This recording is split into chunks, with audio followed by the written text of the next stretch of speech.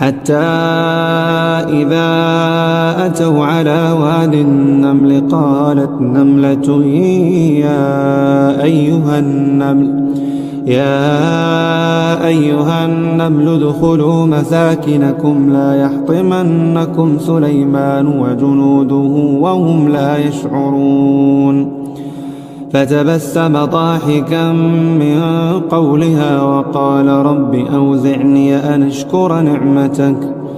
أشكر نعمتك التي أنعمت علي وعلى والدي وأن أعمل صالحا ترضاه وأدخلني برحمتك في عبادك الصالحين.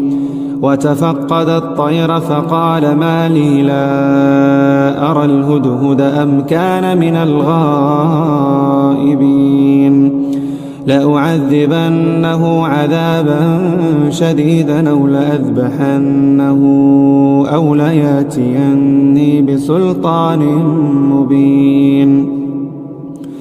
فمكث غير بعيد فقال أحطت بما لم تحط به وجئتك من سبأ بنبأ يقين.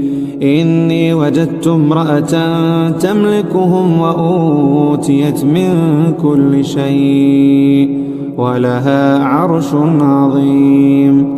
وجدتها وقومها يسجدون للشمس من دون الله وزين لهم الشيطان أعمالهم فصدهم عن السبيل فهم لا يهتدون.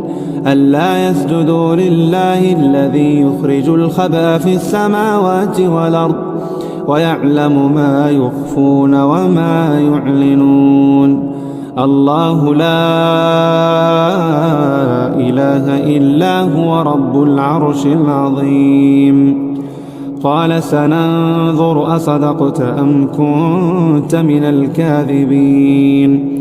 اذهب بكتابي هذا فألقه إليهم ثم تول عنهم فانظر ماذا يرجعون.